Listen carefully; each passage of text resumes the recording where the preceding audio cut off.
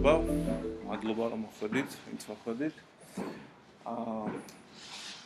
ჯერ ორი სიტყვით უბრალოდ იმას მოვყვები, რატო ტარდება ეს ლექცია და რასთან არის დაკავშირებული ზოგადად. არ ვიცი ვინც იცით, ჯეოლოგიაში იგეგმება, რომ დაახლოებით მე მგონი მარტის დასაწყისში დაიწყოს გაკეთდეს ახალი კურსი, რომელიც იქნება დრუპალის კურსი. ეს იქნება ისეთივე კურსი დაახლოებით, როგორც მე ვიცი, არის WordPress-ის კურსი არსებობს Laravel-ის და PHP-ის დამწყები კურსი და დაახლოებით ასეთი კურსი იქნება დრუპალის, რომელსაც ჩაატარებს ბატონი მიხეილი, რომელიც აგერ არის.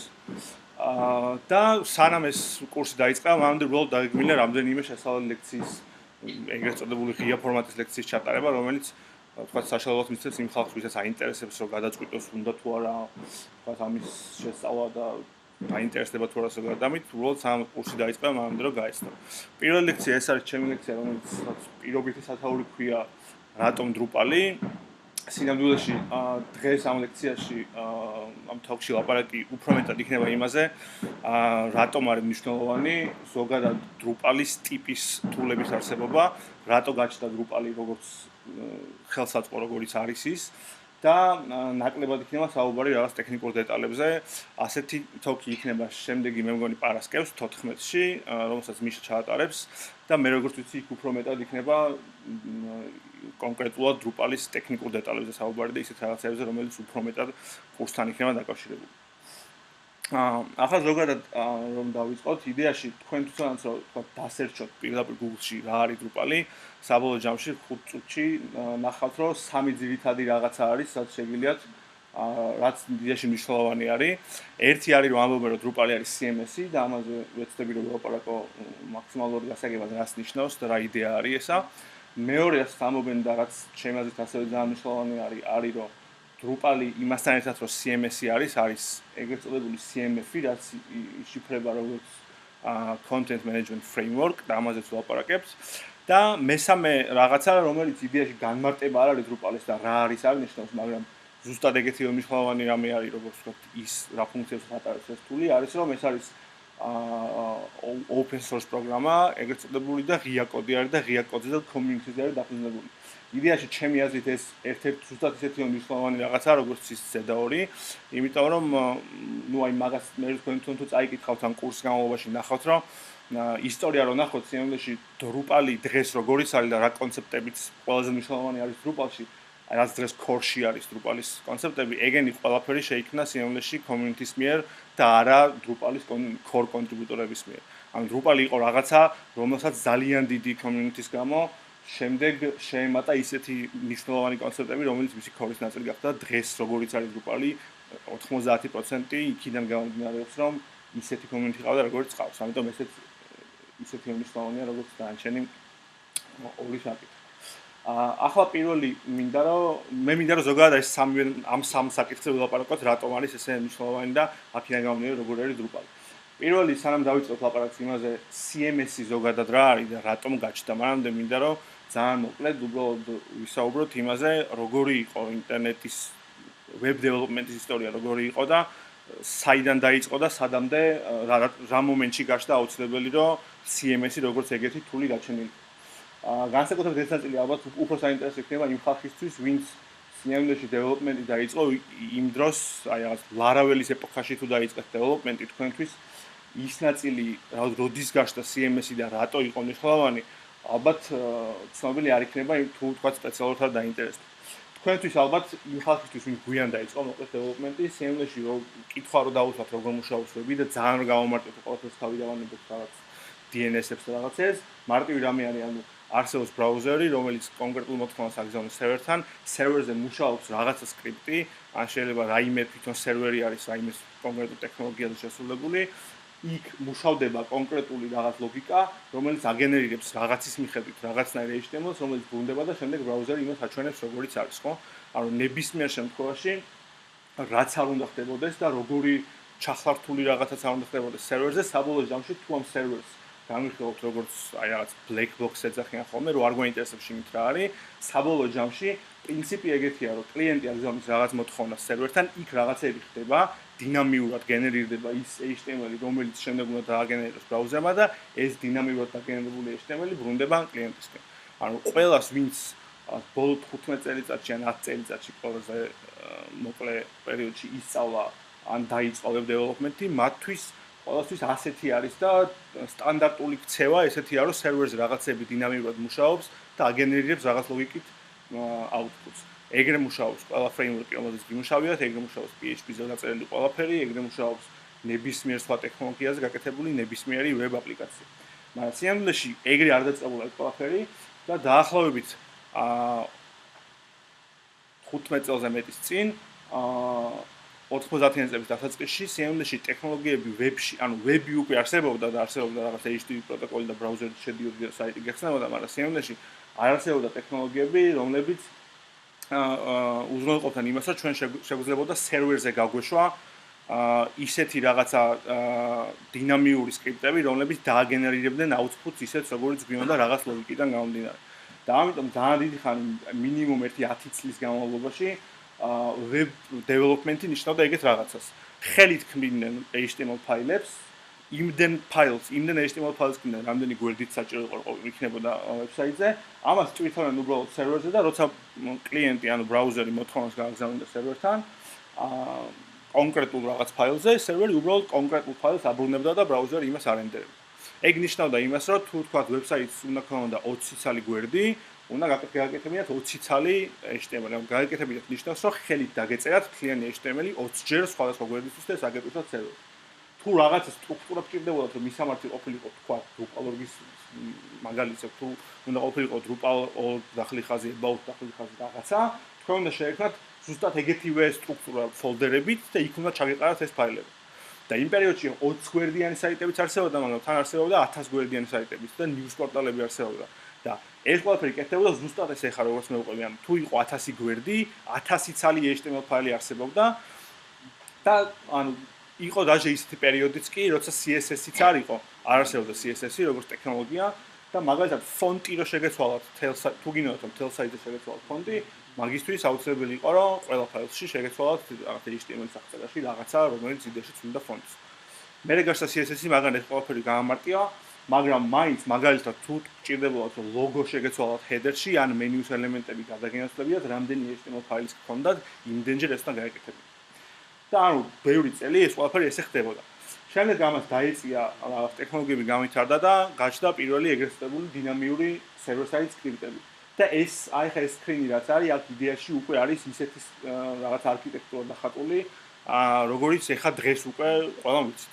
ანუ იდეა არის, რომ არსებობს რაღაც სერვერი, რომელიც Excel-ში ჩართული კომპიუტერია იდეაში, რომელზეც გაშვებულია რაღაც ვებ სერვერი, მნიშვნელობა არ აქვს, რომელი ვებ სერვერი, ზოგადი მსჯელობისთვის, არსებობს საშუალება, რომ რაღაცა ტექნოლოგია იქ მუშაობდეს, ან დინამიური სკრიპტი იყოს გაშვებული, ან კონკრეტული ენით იყოს რომელიღაც სერვერი აწყობილი, მაგალითად Java-ზე პირდაპირ სერვერი ქონდეთ გაშვებული, ან რაღაც სხვა ენაზე, ქონდეთ რაღაც მონაცემთა ბაზა, რომელშიც მონაცემებს ინახავთ და რაღაც სტატიკური ფაილები. მაგრამ იდეა არის ის, რომ აი კლიენტამდე სანამ მოვა პასუხი, მანამდე იქ მიმდინარეობს რაღაც პროცესები, რომლებიც დინამიურად აგენერირებენ ამ პასუხს.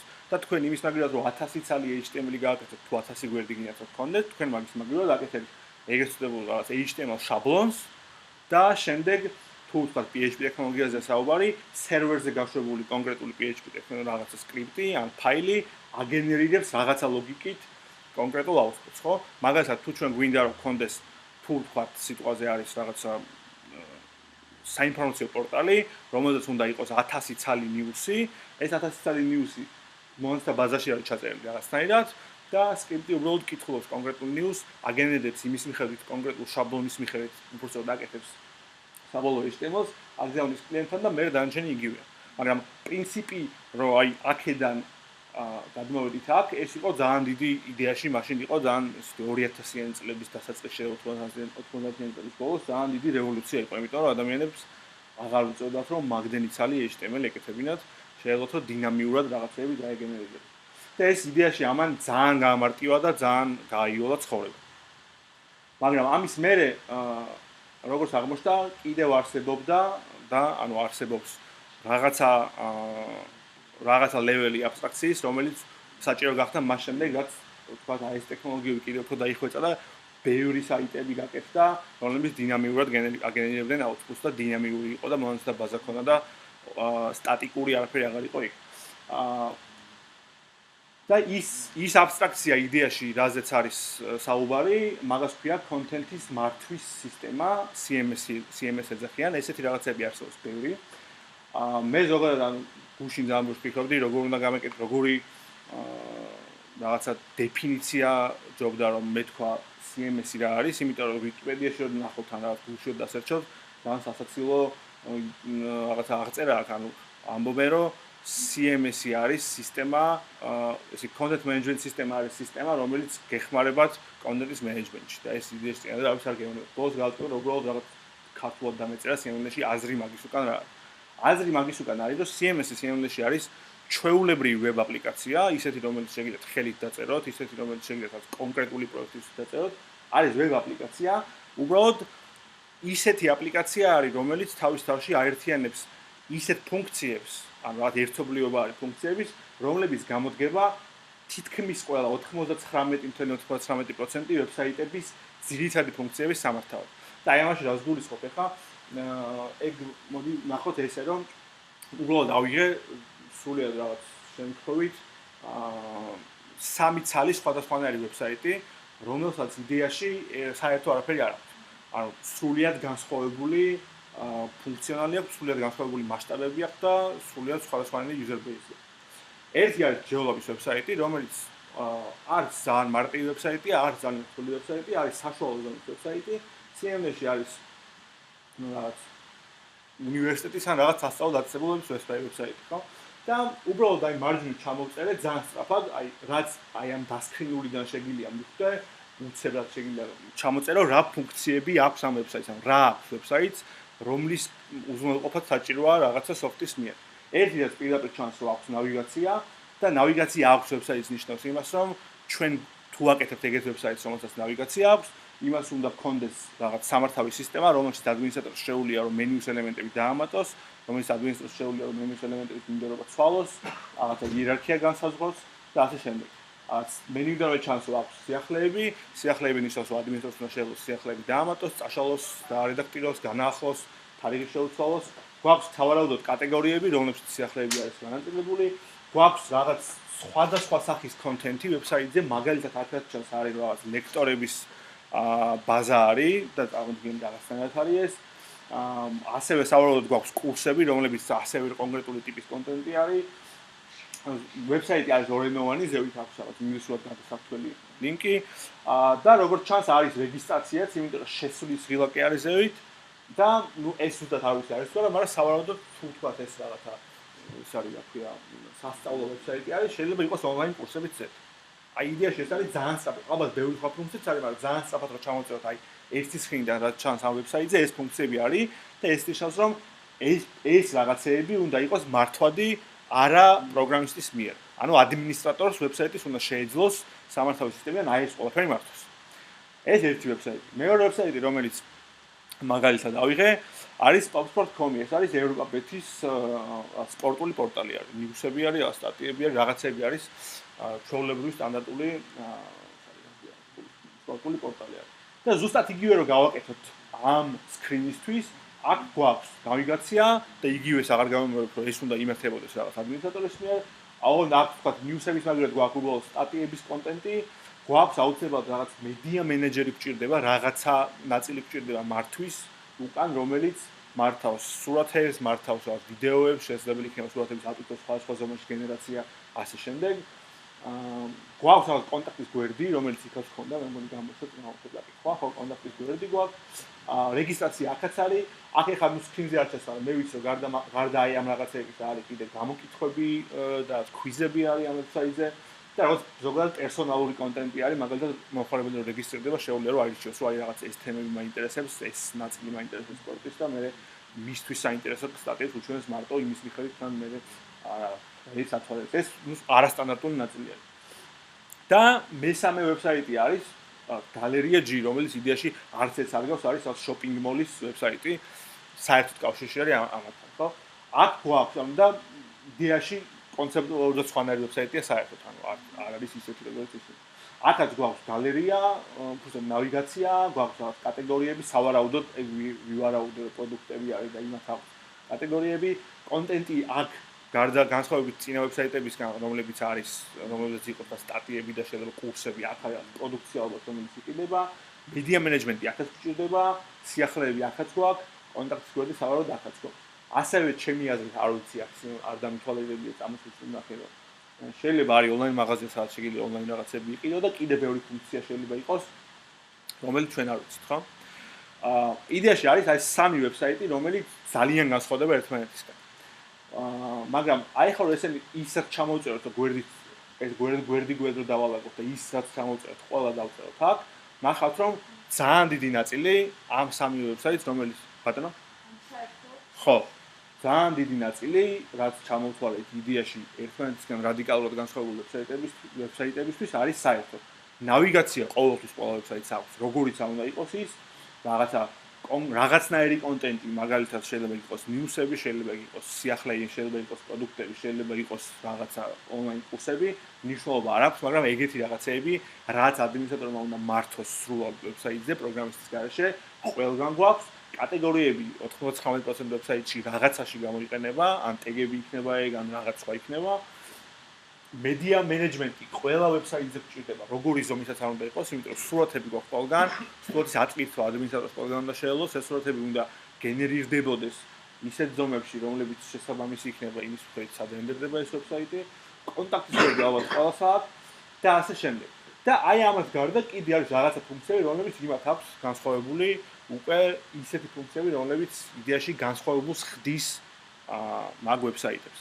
მაგრამ იმის მიუხედავად, რომ აი ეგეთი რაღაცეები აქვს, და იმის მიუხედავად, რომ მასშტაბითაც სხვადასხვა ვებსაიტები არიან, რაღაცა იუზერების ტრაფიკის აბსოლუტურად სხვადასხვა აქვს, ან სხვადასხვანაირი ინფრასტრუქტურაზე არიან განთავსებული და ასე შემდეგ, კეშირება შეიძლება სხვადასხვანაირი ჭირდება, ზოგ შეიძლება საერთოდ არ აქვს კეშირება.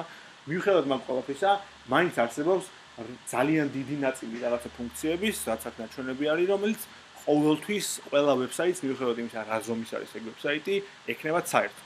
და სიამოვნებაში აი ეს ფაქტი, როცა ნათელი გახდა ძალიან ბევრი წლის დინამიური ვებსაიტების დეველოპმენტის შემდეგ, როცა აი ეს აღმოაჩინეს და კარგად დაინახეს, მაგ დროს სიამოვნებაში გარდა იმისა, რომ ჩვენ დავინახეთ, რომ აი ეს ესე არის, სიამოვნებაში ეგ ნიშნავს იმას, რომ მოთხოვნა გაჩნდა ისეთ პროდუქტზე, პროგრამისტებისგან გაჩნდა მოთხოვნა ისეთ პროდუქტზე, რომელიც უზრუნველყოფდა აი ამ იდეაში სტანდარტული ფუნქციების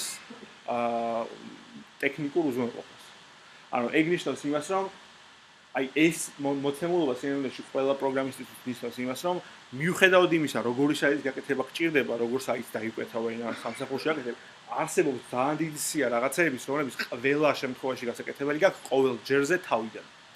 და ზუსტად მაგიტო გაჩნდნენ რაღაცა ჯგუფები პროგრამისტების, რომელსაც თქვენს რომ მოდი გავაკეთოთ პროდუქტი, რომელსაც დავარქმევთ რაღაც პირობითად კონტენტის მართვის სისტემას და იმაში იქნება უკვე იმპლემენტირებული ყველა ის ტექნიკური რაღაცა პრობლემა, რომელიც შეიძლება დაკავშირებული იყოს აი ამ ფუნქციების არსებობასთან. ანუ იმის მაგივრად რომ სხვა დეველოპერებმა და ჩვენც მე როცა ვებსაიტის გაკეთება დაგჭირდება აი ეს ყველაფერი ყოველჯერ თავიდან ვაკეთოთ, მოდი გავაკეთოთ რაღაცა პროდუქტი, რომელსაც აი ეს ყველაფერი შეიძლება და იქნება ისეთი და განცობადი, რომ შემდეგ დამატებითი რაღაც ფუნქციები მარტივად შეგვეძლება, რომ ამ დამატებითი ფუნქციების დეველოპმენტი გარდა ამ ყველაფრისა მარტივად შეგვეძლება, რომ გავაკეთოთ. და CMS-ში მაგას დაარქვეს CMS-ი, CMS-ები არსებობს ბევრნაირი და ბევრ ტექნოლოგიაზე გაკეთებული CMS-ები არსებობს. დრუპალი უბრალოდ არის ერთ-ერთი ეგეთი CMS. ჩემი აზრით არის ერთ-ერთი ყველაზე ძლიერი მაგ სფეროში. თუმცა ერთადერთი არის, მაგალითად, აქვე ჯევლაპში ვეტარდება კურსი WordPress-ის, რომელიც კლასიკური გაგებით არის CMS-ის ზუსტად ისეთივე, როგორც დრუპალი. უბრალოდ დრუპალი გარდა ამისა კიდე სხვა რამეც არის. მაგრამ თუ ვიძა ვლაპარაკოთ CMS-ზე, ეგეთი შეიძლება იყოს WordPress-ი, შეიძლება იყოს Joomla და კიდე არსებობს სხვა ტექნოლოგიებზე, არა PHP-ზე დაწერილი, უამრავი CMS-ი, რომელსაც ადამიანები იყენებენ. ეს ძალიან ზოგადი დანიშნულების ფული არის. უბრალოდ მინდოდა მომეყოლა, რატო გაჩნდა აზრი საერთოდ, რომ მოდი ცალკე პროდუქტი გავაკეთოთ, რომელსაც აი ეს თვისებები ექნება. კიდე ერთ ტერმინი რომ ვთქვათ, სტეკს ვეძახით ხოლმე, უბრალოდ რაღაცა გარემოს, რომელსაც აღვწერთ რაში შეიძლება რომ კონკრეტული აპლიკაცია მუშაობს. და სიამდვილეში სტეკი არის უბრალოდ კომბინაცია რაღაც კონკრეტული ოპერაციული სისტემის, რაღაც ტექნოლოგიის, რომელსაც ვიყენებთ პროგრამირებისთვის, მონსტა ბაზის ტიპის და ვებ სერვერის ტიპის. ანუ მაგალითად არსებობს სტეკი, რომელსაც ქვია LAMP და რაც იდეაში განაცნობილი და გავრცელებული რაღაცაა, რომელიც იგულისხმება, რომ ოპერაციული სისტემის მაგალითად გვაქვს Linux-ი, ვებ სერვერი გვაქვს Apache, MySQL-ი მონსტა ბაზა და PHP არის ტექნოლოგია, რომელსაც წერთ რაღაცა ლოგიკას. სიამდვილეში ესეთი არსებობს ბევრი სტეკი, ხო, მაგალითად Microsoft-ის ტექნოლოგიებზე აწყობილი რაღაც ინფრასტრუქტურა, ქვია Microsoft-ის სტეკი. ასევე კიდე სხვა რაღაც კომბინაციები. ზოგადად ანუ დე-ფაქტო დასტანდარტებული ამბავია, რომ დრუპალის სტეკი არის ისაც აქ მიწერია, ანუ ყველაზე დიდი, ასე იგი ყველაზე ბევრჯერ გამოუცდიათ დრუპალი აი ამ სტეკში, ანუ ესე იგი Apache web server-ზე და PHP და MySQL-ის წყვილში, ზოგადად PHP და MySQL-ი ძალიან კარგი წყვილია იდეაში, იმიტომ რომ 90% შემთხვევებში ეს ორი ერთად მუშაობს. და ვთქვათ web server-ად თორსა Apache არის, მაგრამ ეგ არნიშნავს იმას, რომ drupal-ი არის ისეთი CMS-ი, რომელიც მარტო ამაზე მუშაობს. ნებისმიერ გარემოში, სადაც იქნება PHP, ეგ არის ერთადერთი requirement იდეაში, რომ PHP იყოს. ნებისმიერ სხვა გარემოში, რომელიც მოწყობილი იქნება შესაბამისად, drupal-ი იმუშავებს უპრობლემოდ. ანუ web server-ი Apache-ის მაგალითად თუ იქნება Nginx-ი ან რაღაცა სხვა Microsoft-ის web server-ი, მაგის პრობლემა არ არის. თავარია რომ PHP-ის ინტერპრეტირება შესაძლებელი იყოს იმ სერვერზე და ასევე პრობლემა არ არის monster ბაზა MySQL-ით თუ არ იქნება. სიამდვილეში monster ბაზის ლეიერი არის 100% აბსტრაქტული Drupal-ში და შესაძლებელია რომ monster ბაზა უბრალოდ თქვათ MySQL-დან ჩავაცვლეს რაღაც MS SQL-ით ან ნებისმიერი თქვა MariaDB-ით ან რაღაც. უბრალოდ აი ეს კომბინაცია ყველაზე მეტად გამოსtildeა რომ Drupal-ში დამობერო Drupal-ის სტეკი არის LAMP-ი, მეტი არაფერი. ეხლა მინდა რომ უბრალოდ ვილაპარაკოთ ძალიან ტექნიკურ დეტალებში ცალსვის გარეშე ჩამოგითვლით უბრალოდ რა არის ისეთი მახასიათებლები რა აქვს Drupal-ს, რაც ჩემი აზრით კონკურენტულს ხდის სხვა CMS-თან შედარებით და რა აძლევს უპირატესობას სხვებთან შედარებით. ერთი რაც ყველაზე მნიშვნელოვანი არის ჩემი აზრით და ეს უფრო იმფასოს იქნება საინტერესო, ვინც დღეს მუშაობს დღევანდელ თანამედროვე PHP framework-ებზე, მაგალითად Laravel-ზე თუ მუშაობს ვინმე, იმათთვის ძალიან მარტივი არის თუ დაინტერესებს Drupal-ზე გადასვლა, იმიტომ რომ ძალიან დიდი ნაწილი ტექნოლოგიის არის უბრალოდ ერთ და იგივე. Drupal-ის რამდენი სამი დიდი ვერსია არსებობს, რომელიც ისტორიულად იყო. ერთი არის 6, Drupal 6, რომელიც დღეს აღარ გამოიყენება, ძალიან ძველი არის. არის Drupal 7, რომელიც 2011 წელს გამოვიდა და ძალიან დიდი ხანი დიდი სტანდარტი ჰქონდა და არის Drupal 8, რომელიც გამოვიდა სტაბილური რელიზი მე მგონი 2 წლის წინ გამოვიდა და ერთ-ერთი ყველაზე დიდი ცვლილება Drupal-ის ინფრასტრუქტურაში იყო ის, რომ Drupal 8-ის code base-ი დაფუძნებული გახდა Symfony framework-ზე. Symfony framework-ი არ ვიცი რამდენს ხსენიათ, Symfony იდეაში არის ერთი არის რომ framework-ი არის და მეორე არის რომ დღესდღეობით ერთადერთი თანამედროვე რაღაც PHP კომპონენტების ნაკრები არის. Symfony კომპონენტებზე დაფუძნებით გაკეთებული არის Laravel-ის framework-ი, რომელიც ძალიან პოპულარულია, ასევე თავიანთი framework-ი, არის კიდე თქვა Silex-ი, ანუ ერთადერთი რაღაცა ნაწილი არის დღეს PHP სამყაროში Symfony და Symfony-ის ჯგუფი, რომლებიც აი ლიდერები არიან იდეაში PHP-ის ნაწილში და ყველაფერი რაც ახალი კეთდებათ, მაგალითად Composer-ი თუ გამოგიყენებიათ და თუ გიხმარიათ, Composer-ი არის Symfony-ის ჯგუფის გაკეთებული პროდუქტი. რაღაცა routing-ის კომპონენტი ასევე Symfony-დან მოდის, რომელსაც თქვა Laravel-ი იყენებს. რაღაც templating engine-ი, რომელსაც არ ვიცი, თქვა Twig-ი თუ არის Laravel-ში, იქაც ესეც იქიდან წამოღებული იმის თავის framework-ი აქვს, ეს კიდე სხვა არის. და ძალიან დიდი ცვლილება იყო მერვე ვერსიაში Symfony-ის, რომ Drupal-ის Symfony framework-ზე დააფუძნეს ეს ყველაფერი, იმიტომ რომ აქამდე იყო ეგეთი სიტუაცია და ბოლო სლაიდზე გაჩვენეთ რატომ მაგასთან დაკავშირებული ბოლო სლაიდი მაქვს კიდე. ანუ იყო ეგეთი სიტუაცია, რომ შენ რო Drupal-ი გესწავლა და ანუ პროფესიონალი ყოფილიყავ Drupal-ში და გემუშავა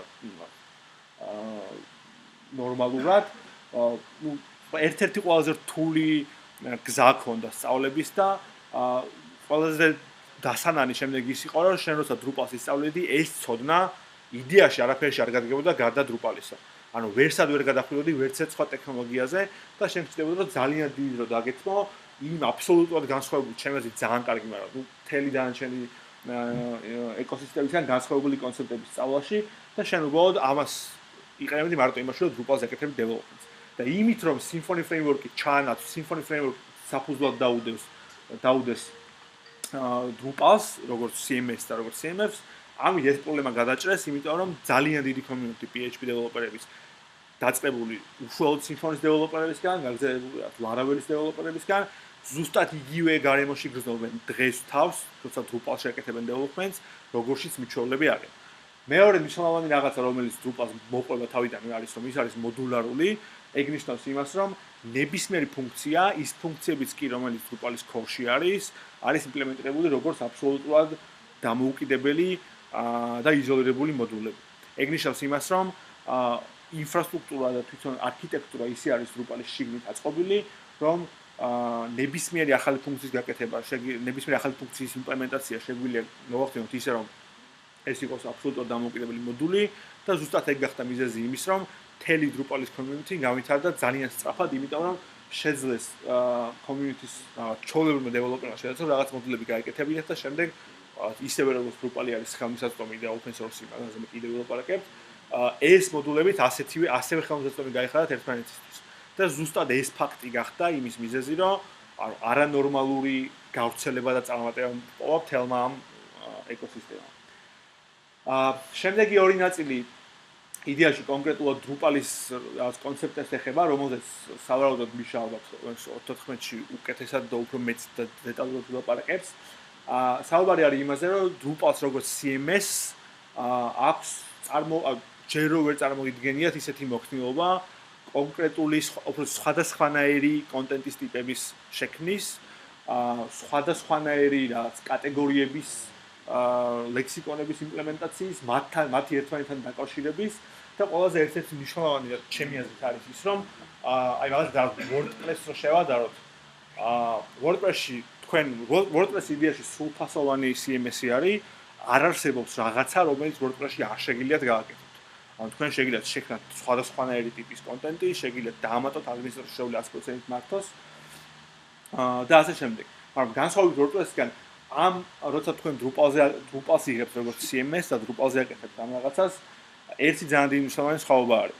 სხვაობა არის იმაში, რომ როცა თქვენ ქმნით ერთმანეთისგან რაღაც რადიკალურად განსხვავებულ სტრუქტურებს კონტენტში, მაგალითად, ანუ აკეთებთ ძალიან მარტივ რაღაც news-ის კონტენტის ტიპს, რომელსაც შეიძლება სათაური აქვს, აღწერა აქვს, ერთსავე სურათი აქვს, ეს და ამასთან ერთად აკეთებთ არ ვიცი რა ვთქვა მაგალითად online მაღაზიის რაღაცა პროდუქტის კონტენტის ტიპს, ან რაღაც online კურსის კონტენტის ტიპს. კი, Drupal-ის ცალკე დისტრიბუტივები არსებობს, რომელსაც ქვია Drupal commerce-ი და ეს არის Drupal-ი პლუს დაშენებული ის მოდულები, რომლებიც ჭირდება online მაღაზიის გასაკეთებლად. იდეაში საკმაოდ მარტივად იმასთან შედარებით, რომ შევადაროთ, რომ ხელით გააკეთებთ იმპლემენტაცია online მაღაზიის ნებისმიერ სხვა framework-ზე, ნებისმიერზე, იმასთან შედარებით ბევრად უფრო მარტივად, დაალაგებლად და სტრუქტურულად შეგიძლიათ შექმნათ online მაღაზიას და ნებისმიერი სირთულის ვებსაიტს. მე ამ სლაიდების ბოლოში მაქვს უბრალოდ გაჩვენებ რა ვებსაიტები არის უბრალოდ დღეს გაკეთებული და მიხვდებით როგორი არის იდეაში ვარიაცია სიმარტივეს და სირთულეს შორის ყველა ნებისმიერი სირთულის ვებსაიტის იმპლემენტაცია შეიძლება გაკეთდეს Drupal-ს. ანუ აქ იმის გამიმდოდა, რომ გარდა იმისა, რომ თქვენ სამართალ სისტემაში მაუსით ძირითადად ქმნით სტრუქტურებს, ან Lego-სავით შეგიძლიათ აწყოთ მთელი ვებსაიტის სტრუქტურა, ამის პარალელურად თქვენ გაქვთ 100%-იანი გარანტია, რომ აი ამ სტრუქტურების უკან არის ხარისხიანი და პროფესიონალური იმპლემენტაცია აი ამ ტიპის მონაცემთა აბსტრაქციის და თქვენ შეგიძლიათ ნებისმიერი მომენტის კონტროლი თქვენს აპლიკაციაში და ნებისმიერი მომენტის განვრცობა ნებისმიერ სირთულემდე. ეს არის განსხვავება ამ CMS-სა და სხვა იდეაში PHP-ის შესრულებულ სხვა CMS-ებს შორის. ანუ ეს არის CMS-ი, რომელზეც თქვენ იღებთ იდეაში საძირკვლად რაღაც პროექტის და შემდეგ იმაზე შეგიძლიათ დააშენოთ ნებისმიერი სირთულის რამე. ანუ ნებისმიერს რო ვიძახი, ანუ გულისხმობ მართლა ნებისმიერი სირთულის რამე შეგიძლიათ დააშენოთ. ნუ გარდა იმ ყველაფრისა გვაქვს, წინასწარ უკვე გვაქვს აი ამ სისტემაში მომხმარებლები, გვაქვს გამართული და ძალიან კარგად გატესტილი როლების და ფერმიშენების სისტემა. ამებზე მე კიდე ილაპარაკებ ალბათ კურსის განმავლობაში. გვაქვს ანუ ფანტასტიკურად მართვადი ტემპლეიტინგის სისტემა, ვიყენებ tweaks როგორც ტემპლეიტინგის engines, მაგრამ ანუ რეალურად რო ნახავთ, მიხვდებით რამხელა განსხვავება არის იმ მოხმულობას შორის layout-ების მენეჯმენტში, ანუ გულისხმობ HTML შაბლონების გენერირებაში, იდეაში და როგორ მოხმულობას გვაძლევს დრუპალი სხვა სისტემებთან შედარებით. გვაქვს ასევე 100%-ით მუშა და სრულყოფილი ფაილებთან მუშაობის სისტემა, რომელიც იდეაში საფუძველი არის მე ვთქვათ media management-ის, რომელიც ასევე დაშენებულია ამაზე დრუპალში. ეს არის ძირითადად ის მნიშვნელოვანი რაღაცები, ჩემი აზრით მნიშვნელოვანი რაღაცები, რომლის გამოც ღირს რომ ცადოთ დრუპალის შესწავლა და ცადოთ დრუპალთან დეველოპმენტი.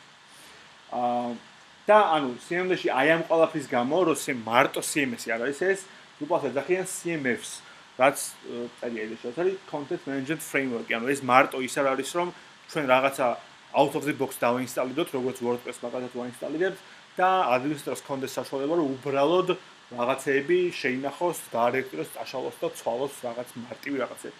CMS-ში ეს არის პლატფორმა, რომელზეც თქვენ ნებისმიერი სირთულის სტრუქტურას აწყობთ ძალიან წყობრად, ისე რომ საბოლოო ჯამში აჯაბსანდალი არ გამოგიოთ. ანუ ამას მომი, იმიტომ რომ ამის პასუხი შეიძლება იყოს ის, რომ ნებისმიერ framework-ში ანუ იდეაში framework-ი უფრო მეტ თავისუფლებას მაძლევს მე ვიდრე CMS-ი. აი ესე რომ შევხედოთ, მაგრამ და პასუხი კითხვა შეიძლება იყოს, რომ რა თქმა ეს ნებისმიერ framework-ი უფრო მეტ თავისუფლებას მაძლევს. იდეა არის ის, რომ აი ეს პლატფორმა, რასაც დრუპალი ქვია, გვაძლევს იგივე თავისუფლებას, რასაც გვაძლევს ნებისმიერი PHP framework-ი, მათ შორის Laravel, მათ შორის Symfony და ასევე წინასწარ გამზადებულ CMS-ის ფუნქციონალს, რომელსაც უბრალოდ ვიყენებთ იმისთვის, რომ არ ვხარჯოთ ორჯერ დრო, არ ვაკეთოთ რაღაცეები თავიდან, ბორბალი არ გამოვიგონოთ და ნებისმიერ შემთხვევაში, როგორი კარგი გუნდიც არ უნდა გყავდეთ და თქვენი თვითონ როგორი კარგი დეველოპერიც არ უნდა იყოთ, გამორიცხულია, რომ დაიწყოთ CMS-ის კეთება ცარიელ framework-ზე, დაიწყოთ ყველაფერი თავიდან და ბოლოს არ მიიღოთ რაღაცა ისეთი სტრუქტურა, რომელიც მაინც არ მოგწონთ და რომელიც მაინც აჯაბსანდალი არის. იმიტომ რომ განსხვავება გამზადებულ CMS-ის სისტემასა და იმას შორის თქვენ ხელთ გააკეთოთ, თავი განსხვავება არის ის, რომ CMS-ში როდესაც არსებობს უკვე ძალიან ბევრი წელი რაღაცა თული, რომელიც CMS-ის მხოლოდ CMS-ის ფუნქციებს თავსებს, ეგ ნიშნავს, რომ ძალიან ბევრი დეველოპერი მაგას ძალიან ბევრი წლის განმავლობაში ტესტავს, ძალიან ბევრი წლის განმავლობაში კონცეპტები უფრო ყალიბდება და უკეთესი ხდება და როცა თქვენ ხელით აკეთებთ რაღაც იმპლემენტაციას კონკრეტულ პროექტისთვის, ვერასდროს ვერ მიიღებთ ვერც ისეთ performance დროში და ვერც ისეთ ხარისხს, როგორცაც გამზადებული პლატფორმა გაძლევთ, რომელსაც ქვია content management framework-ი. და ბოლოს საკითხი, აი პირველი სლაიდის ბოლოს საკითხი არის ის, რომ რატომ არის მნიშვნელოვანი ის, რომ დრუპალი open source-ი არის. ჩემი აზრით ეს არის გადამწყვეტად მნიშვნელოვანი დრუპალის წარმატებაში.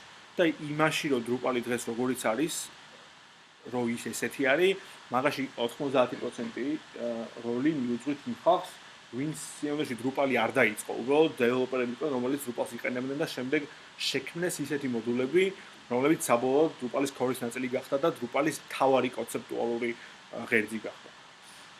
ანუ მნიშვნელოვანი ძალიან მარტივი ამაზე პასუხები, მნიშვნელოვანი ის რომ open source-ია, დრუპალი open source-ია, მნიშვნელოვანი არის იმიტომ, რომ არის ხელმისაწვდომი ყველასთვის და არის უფასო, პირდაპირ ვთქვათ, ანუ თქვენ შეგიძლიათ შეხვიეთ GitHub-ზე, დრუპალის core-ი ნახოთ, გადმოწეროთ და გამოიყენოთ. კოდი არის ღია, ანუ თქვენ GitHub-ზე შედიხართ და კოდს ნახოთ პირდაპირ მთლიანად ყველა დეტალი არის ცნობილი და ღია არის ყველასთვის და კონტროლი არის სრული. და ზუსტად ამის გამო არის, რომ უსაფრთხოება არის ყველაზე მეტად დაცული იდეაში ასეთ სისტემებში.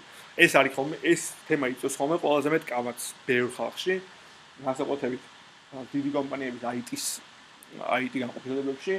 რატომღაც არ ვიცი, რატომღაც ესე თვლიან, რომ თუ რაიმე სისტემა არის open source-ი, ის დაუცველია და უსაფრთხოება არის მთავარი issue მაგ შემთხვევაში. და CMS-ში რეალურად რო დაფიქრეთ, CMS არის პირიქით. თუ რაღაც სისტემა არის ღია, პოპულარული და ხელმისაწვდომი ყველასთვის, იმ ხო ცხადი არის, რომ იმ სისტემის რაღაცა უსაფრთხოების ისუები უფრო მალე იქნება აღმოჩენილი სხვა დეველოპერების მიერ და უფრო მალე იქნება დაფიქსული, ვიდრე რაღაც ჩაკეტილი სისტემების პრობლემები, ხო? შესაბამისად ეს რო ღია კოდი არის და ყველა უყურებს და 1000 ადამიანი ამოწევს და 1000 თვალში გადის და ცალკე რაღაც დიდი community ყავთ, რომელიც მარტო უსაფრთხოებაზე მუშაობს, ეს პირიქით არის პლუსი და ყველაზე მაქსიმალურ, ანუ ჩვენ ვიცით რომ მაქსიმალ, ანუ 100%-იანი გარანტია რაღაცა, ისე ვთქვი, გაუტეხავი არ დოსაფრთხო მაგის არ არსებობს, მაგრამ ის რომ რაღაცა ღია არის და ის რომ ის რაღაცა ძალიან პოპულარული არის, ყველაზე მეტ გარანტიას გვაძლევს, რომ სისტემა საბოლოო ჯამში არ უსაფრთხო. ანუ რომ ნახოთ, რამდენ ხანში ერთხელ გამოდის სხვადასხვა რაღაცა security update-ები ან bug fix-ები დრუპალზე, ერთი კვირა ისე არ გავარო, რაიმე update-ი არ იყოს, რომელიც კი, ანუ რა თქმა უნდა, თუ რაღაც პროექტი აქვს დრუპალზე, არა, რა თქმა უნდა, თუ პროექტი აქვს დრუპალზე, აუცილებლად უნდა აკონტროლო მინიმუმ ის, რომ core security update-ები ყოველთვის აკეთო და ყოველთვის up-to-date core კონდეს და შეიძლება რომ თქვა რაღაცა, ანუ სხვადასხვა ტიპის update-ები არსებობს და security update-ებში ყოველდღე არ მიექციო, ბოლოს ნუ თუ თქვა რომ 2 წლის წინამდელი core გაქვს, ძალიან მარტივი იქნება.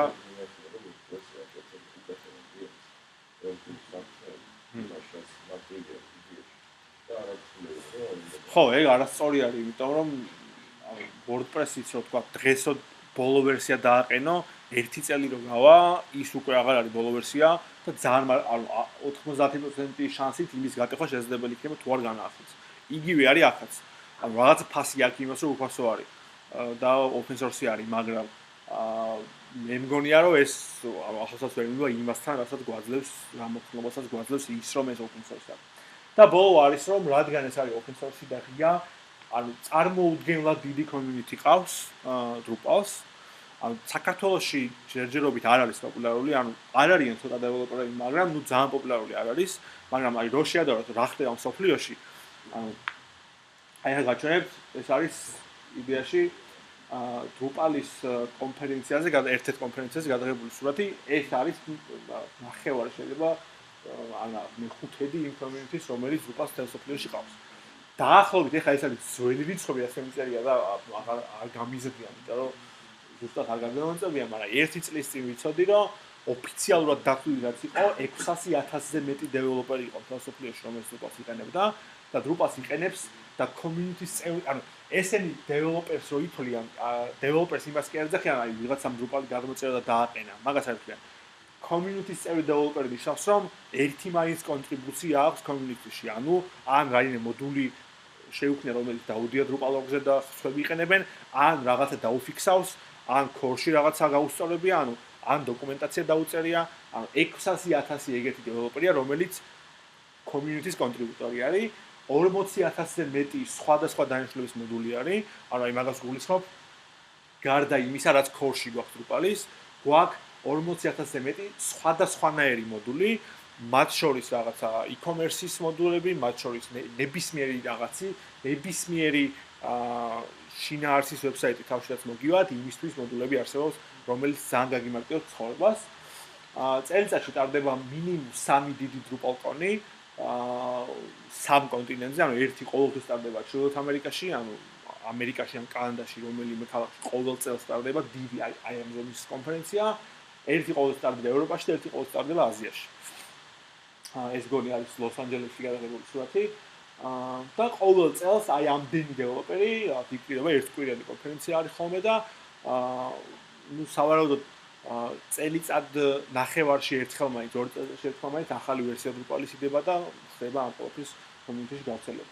და გარდა იმისა, რომ ეს დიდი ასეთი კონფერენციები ტარდება, რომელსაც Drupal კონი ატარებს და Drupal-ის core contributor გუნდი ატარებს, გარდა მაგისა ასევე ძალიან ბევრ ქვეყანაში, ძალიან ბევრ ქალაქში ტარდება Drupal-ის meetup-ები. აი შეიძლება აი ამ ზომის და ამაზე უფრო პატარა meetup-ები, ანუ ამაზე ეხლა ვინც ვარ, ამაზე უცბად ხალხი დადიოდეს, მაგრამ ძალიან ბევრ ქვეყანაში ტარდება, მათ შორის საქართველოში ვატარებთ ხოლმე, ხშირად ვერა, მაგრამ საქართველოს ყოფილა რამდენჯერმე. მე მგონია რომ აი ეს არის ერთ-ერთი ყველაზე მნიშვნელოვანი არგუმენტი, რომელიც შეიძლება გამოვიყენოთ ადამიანების დასარწმუნებლად, რატო შეიძლება Drupal-ზე გადავიდნენ. ის და ასევე ბიზნესის მხრიდან თქვენ თუ ხართ რაღაცა პროდუქტის თქვენ თუ ხართ დამკვეთი, რომელიც რაღაც პროდუქტს უკეთებს კომპანიას, თქვენთვისაც როგორც ბიზნესისთვის მნიშვნელოვანი არის, ჩემი აზრით, რომ ისეთ სისტემაზე იყოს თქვენი პროდუქტი შექმნილი, რომლის დეველოპერის პოვნაც რაც რთული არ არის. რომლის გამოც არ იქნებით ჩამოკიდებული ერთ ჯგუფზე, რომელმაც თავისი იდეაში CMS-ი დაგიწერათ, რომელშიც მე თვითონაც ვეღარ ერკვევიან, სხვაებიც ვერ ერკვევიან და ჩამოკიდებული ხართ ერთ ჯგუფს. თქვენ უნდა იქონეთ თავისუფლება, რომ საქართველოში თუ არ მოგწოთ არავინ, უბრალოდ აპროქსზე შეხვიდეთ და ზუსტად 1 საათში იპოვოთ დეველოპერი, რომელიც დრუპალზე ნებისმიერ task დაიგეთოთ.